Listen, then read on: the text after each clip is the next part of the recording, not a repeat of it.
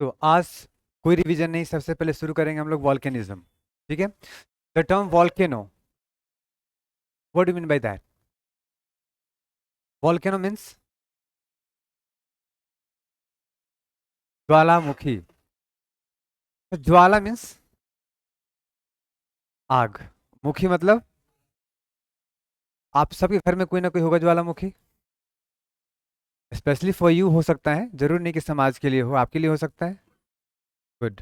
तो ज्वालामुखी वॉल्केनिज्म, आप सब जानते हैं, अभी हमने पढ़ा है, पहला चैप्टर पढ़ा था इंटरनल स्ट्रक्चर ऑफ अर्थ, जिसके अंदर देखा हमने क्या क्या देखा था, फटाफट ना चाहते हुए रिवाइज करना पड़ जाएगा क्योंकि आवश्यकता है उसकी। क्या देखा था हमने? सबसे ऊपर क्या है? क्रस्ट है। इसके नीचे क्या है? मेंटल। मेंटल का अपर पार्ट 200 तक क्या था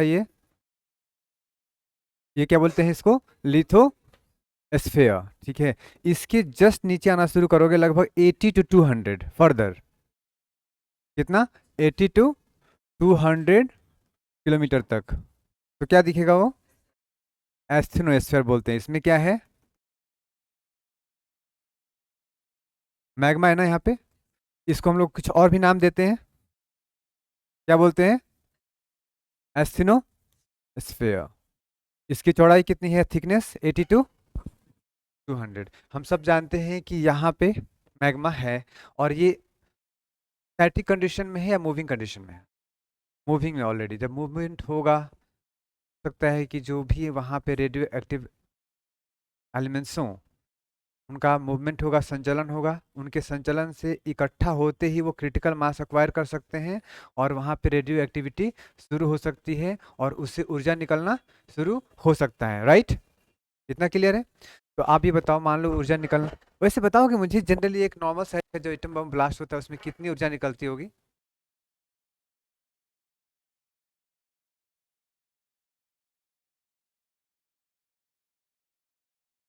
कितना ज्यादा?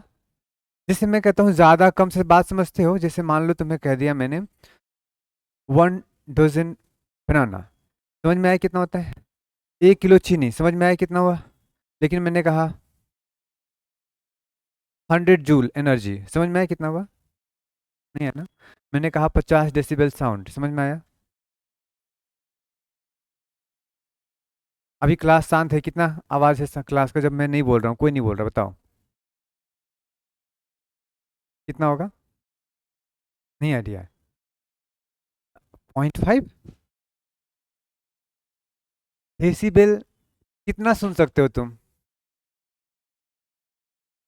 0.5 सुन सकते हैं हम लोग? जनरली रात में जब कोई सब शांत होता है शहरी इलाकों में, तब भी कम से कम 30 के आसपास तो रहता ही रहता है डेसिबल, शहरी इलाकों में। गांव में 25 के आसपास हो जाता है। अभी जब शांत हम लोग हैं तो 40 के अराउंड है, बिकॉज ऑफ मशीन का जो साउंड है। ठीक है। ये हम लोग पढ़ रहे, इन्वायरमेंट में आपको पढ़ना है डिटेल में, साउंड पोल्यूशन एंड ऑल। बाकी चलो यहाँ से हम बहकेंगे नहीं, वापस आते हैं। हमने पूछा था एनर्जी कितना निकलता है, नहीं आइडिया इस बारे में? यही कोई करीब, जो पुराने जमाने में जो हिरोशिमा नागासाकी पे किया गया था ना ब्लास्ट, लगभग 10 लाख जूल। कितना? आप में ऊर्जा है कि नहीं? है? एक काम करो, सब अपना लास्ट पेज निकालो फटाफट, लास्ट पेज रफ के लिए। मुझे एक क्वेश्चन का आंसर दो। E is equal to, find out the energy in 1 gram of mass. अभी तक सिर्फ पढ़ा था, आज पहली बार यूज करना है। जल्दी करो, you have just 1 minute time.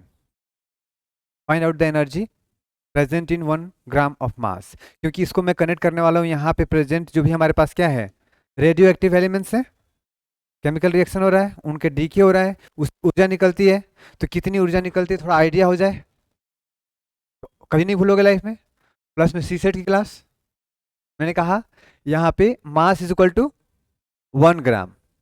ये कितनी होती है वैल्यू? ये किसी ने सही बोला, बोलो। 3, 6, -8। 8 क्या? श्योर? मीटर पर सेकेंड। चलो फिर निकालो, क्या निकालना है? ई की वैल्यू ऑलरेडी, मास पता है और सी पता है, इतना मैथ्स तो आता होगा। जस्ट 30 सेकंड में कैलकुलेट करो। और नहीं आता तो प्लीज प्रैक्टिस करना शुरू कर दो, बिकॉज यूपीएससी में सीसेट भी है। You are not here to just become a geographer, you are here to crack your examination. Please work on mathematics as well. लिख लीजिए साइड में, मैं पूछूंगा फिर से। जूल लिख देना लास्ट में।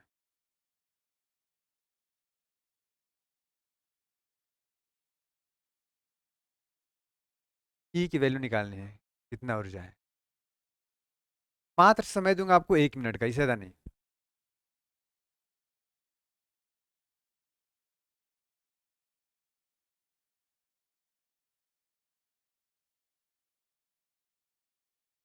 बात नहीं करने का, यूपीएससी क्लास में चीटिंग का मौका नहीं मिलेगा, बात का भी मौका नहीं मिलेगा। अपना निकाल लीजिए फिर पूछिए। मैथ्स नहीं आती? क्यों? जैसे एम इज इक्वल टू 1 लिखा हुआ है यहाँ पे, सी की वैल्यू लिखी हुई है, बोलने की जरूरत नहीं है ये। इसका हिस्सा आ गया आंसर। जनरली मेरे जितने क्लास लेता हूँ उसमें से मुश्किल से एक ही दो लोग आंसर सही करते हैं, बाकी सब गलत करते हैं। है इसी सेट क्वेश्चन, बेसिक। कुछ तो क्लू होगा।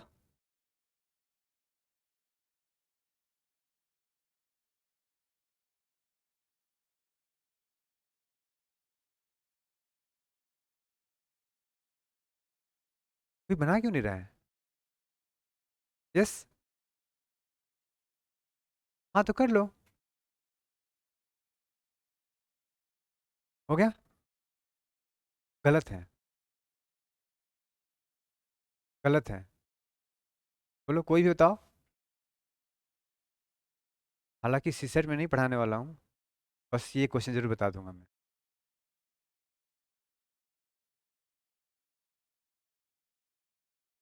कोई एक तो बता दो कम से कम सही। मैं समझ सकता हूँ इस क्लास में कोई इंजीनियर नहीं है। गलत।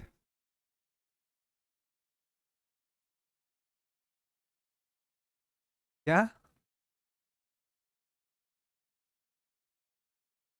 बेसिक गलतियां कर रहे हो। जैसे मैंने कहा, मान लो कि तुम्हारे पास एक रूप है, रस्सी है, दो रस्सियां हैं। एक का लंबाई है, मान लो मैंने कह दिया 5 मीटर, ठीक है। और दूसरे का लंबाई है जिसका मान लो मैंने कहा 5 सेंटीमीटर, ठीक है। दोनों को बताओ जोड़ देने से कितनी लंबाई हो जाएगी? ऐसे आंसर बताया जाता है। या तो तुम सेंटीमीटर में बताओगे या मीटर में बताओगे, तो दोनों में से किसी को कन्वर्ट कर लोगे, तभी तो आंसर आएगा। ये वाला यूपीएससी कई बार चेक कर चुका है आपसे। कितना समझ में आया? वैसे यहाँ पे क्या है, ये ग्राम, और ये क्या है? तो ग्राम और मीटर चलता है कभी? किसमें चलता है? किलोग्राम एंड मीटर की बात करते हैं। अगर यहाँ पे हम ग्राम करेंगे तो यहाँ सेंटीमीटर की बात करते हैं। दोनों में से किसी को कन्वर्ट करना पड़ेगा। ये कन्वर्जन आपको शायद नहीं आती। फिर कितना आया? चलो एम को 1 ग्राम को केजी में कन्वर्ट करो, कितना आएगा? हुआ 0.001 केजी। अब इसमें सी की वैल्यू कितनी है? 3 × 8 का स्क्वायर। अब कोई लोगों को यही नहीं पता कि स्क्वायर होता है तो क्या होता है। अब बताओ यहाँ पे क्या होगा? 1/1000। और 3 की जगह पे क्या लिखूँ मैं? इंटू 10⁻16। अब बताओ कितना होगा? 9 × 10⁻13 जूल। बेसिक चीजें हैं, इतना सबको आ गया समझ में जो मैंने कहा है? एक काम करो, इतना आ गया तो बताना मुझे। 9 पे कितना जीरो है? 1 2 3 4 5 6 7 8 9 10 11 12 13 जूल। कितने ग्राम में? 1 ग्राम मास में इतनी एनर्जी है, इक्विवेलेंट। इतनी बात समझ में आई? I just take 2 to 3 minutes more. आपको एक नया एक्सपीरियंस करा रहा हूँ लाइफ में। You will not find anywhere in any book. कोई पढ़ा है? बताना ही कितना हुआ। जैसे हजार, लाख, करोड़, अरब, खरब ऐसे पढ़ते हैं ना कुछ, बिलियंस, ट्रिलियंस। कोई बताओ मुझे काउंट करके, तो आता है जिसको काउंटिंग करने। नर्सरी, ट्वेल्थ, सेकंड क्लास में पढ़ा होगा, एलकेजी यूकेजी में। मैं बताऊं?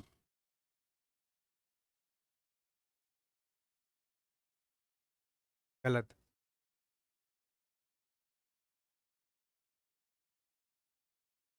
बचपन में दादाजी सिखाए होंगे तुम्हें, या गांव के स्कूल में। क्योंकि हमें लगता है कि एक लिमिट के बाद हमें जरूरत ही नहीं है इसकी लाइफ में ना, बट है। अभी आपके सामने सिर्फ 1 ग्राम मास की एनर्जी निकाल रहे हैं। नहीं आता है काउंट करने? 9 लाख मिलियन बिलियन। खरब के बाद नील होता है, नील।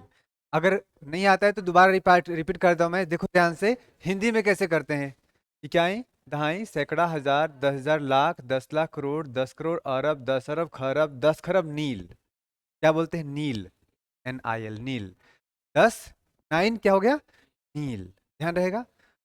अब मैंने कहा, एक एटम बम से समझने के लिए, एक एटम बम से अप्रोक्सीमेटली कितना एनर्जी निकलता है, हीट एनर्जी?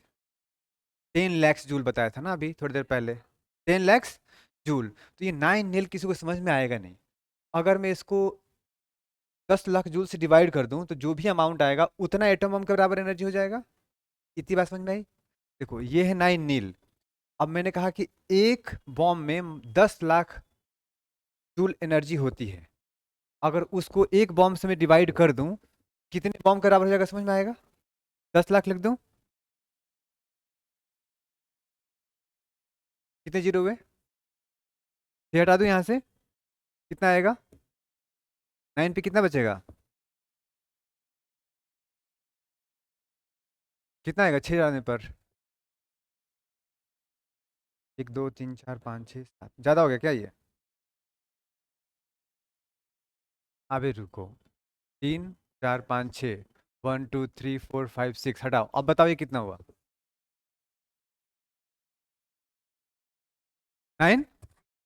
9 करोड़ श्योर है ना? चलो मैंने लिखा है यहाँ पे 9 करोड़, क्या? एटम बॉम्ब के बराबर। क्योंकि एटम बॉम्ब से डिवाइड किया था ना हमने। 9 करोड़ एटम बॉम्ब के बराबर। एक बात बताना, तुम कितने ग्राम के हो? तो अपना अपना ग्राम चूज कर लो, देख लो कितना है। कितने ग्राम के आप हैं?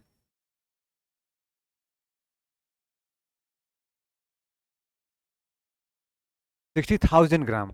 कोई इशू नहीं, मान लो 60 किलोग्राम के हैं तो 60,000 ग्राम। और 1 ग्राम में कितनी ऊर्जा है? 9 करोड़ एटम बम के बराबर। और आप है 60,000 ग्राम के बराबर। तो आप समझिए आपके अंदर ऊर्जा कितनी है। उसके बाद कभी शास्त्रों में आप पढ़े कि आपके अंदर अनंत ऊर्जा है, तो कोई गलत? तो स्वामी विवेकानंद कहते हैं कि all the power of universe is already yours.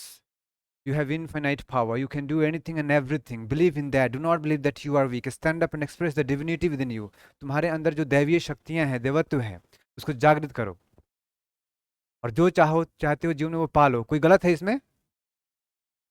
तो ध्यान रख लो, अगर 1 ग्राम मास लॉस होता है, ऊर्जा में कन्वर्ट होता है, तो कितना ऊर्जा हो सकता है? 9 करोड़ एटम बॉम्ब के बराबर। इसका मतलब न्यूक्लियर रिएक्टर में जो हम लोग न्यूक्लियस से जो निकालते हैं ब्रेक करके, ग्राम को कम करते हैं ना, हाफ लाइफ जो हमेशा पढ़ते हो। हाफ लाइफ मतलब उसका कितना समय में वो आधा हो जाएगा, मतलब वो मास किस में कन्वर्ट होता है? एनर्जी में। तो इतनी ज़्यादा एनर्जी बनाना तो बहुत आसान है, लेकिन उसको कंट्रोल करना। And that is why the biggest challenge in your nuclear technology is simply how to control that excessive energy being generated because of fission, radioactivity. इतनी बात समझ में आई?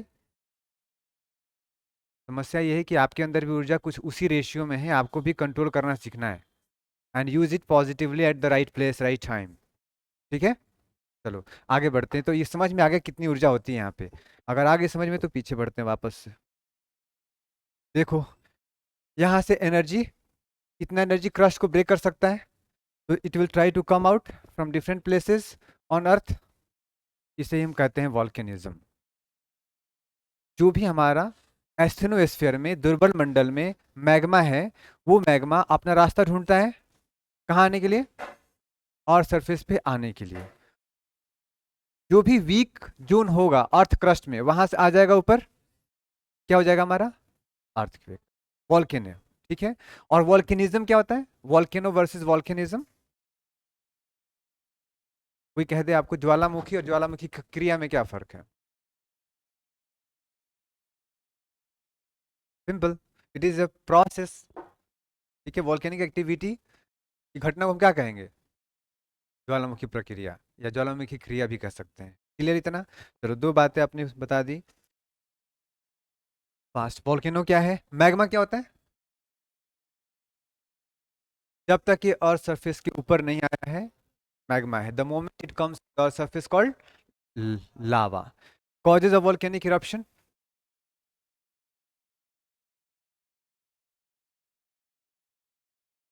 पढ़ना है हमें, अभी नहीं बताता हूँ, पहले नोट करते चलेंगे। कॉज पढ़ लेंगे हम लोग, उसके बाद क्लासिफिकेशन ऑफ वॉल्केनो। क्लासिफिकेशन हम इस आधार पे देखेंगे कि उसका nature of eruption, frequency of eruption, erupted material का नेचर, जैसे लावा एसिडिक है या बेसिक है। Different land forms formed on the earth surface, हो सकता है कि कहीं पे कोन बने, राइट, हो सकता है कहीं पे शंकु, कहीं पे कैल्डेरा, कहीं पे अलग अलग हो सकता है। And that's why will just decide accordingly कि कौन सा ये वोल्केनो है। टाइप्स बात कर लेंगे। आगे क्या है, डिस्ट्रीब्यूशन की बात करेंगे, दुनिया में कहाँ पे है। जैसे कि आप सब जानते हो अर्थक्वेक का डिस्ट्रीब्यूशन हमने पढ़ा, यस।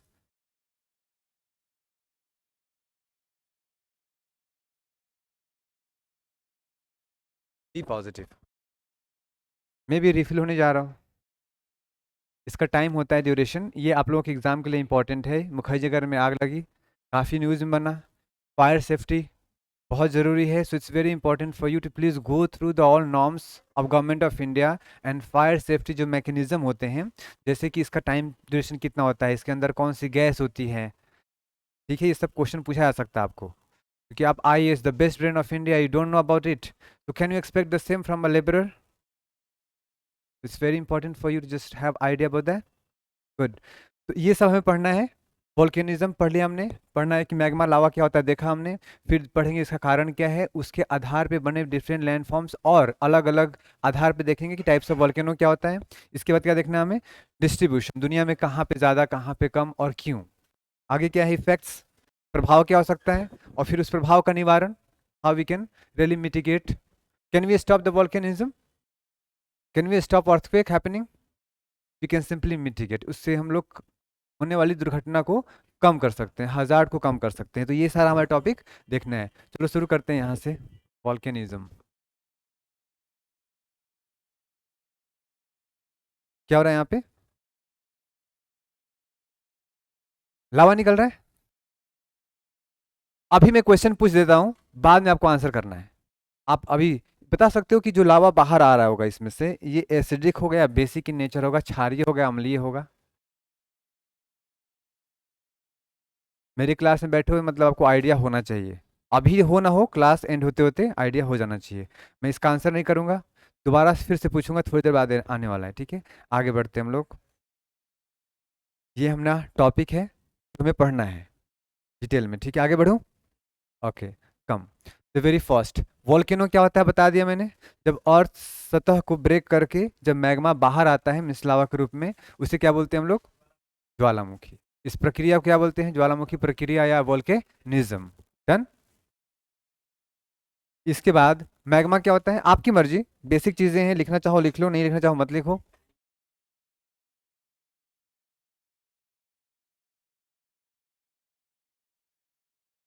आप लोगों के टाइम में ऐसा होना शुरू हो गया है कि 2 घंटे की क्लास, हमारे टाइम में 2 घंटे की क्लास होती नहीं थी यूपीएससी की, मिनिमम 3 आवर्स।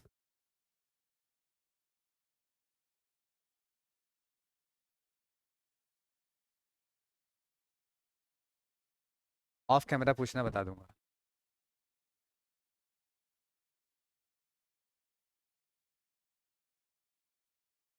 दिख रहा है ना सबको?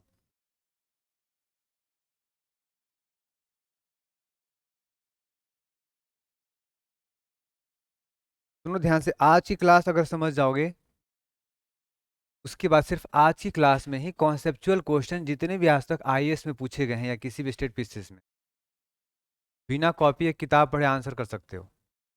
तो ध्यान से समझना, आज थोड़ा सा टेक्निकल समझने वाला है क्लास।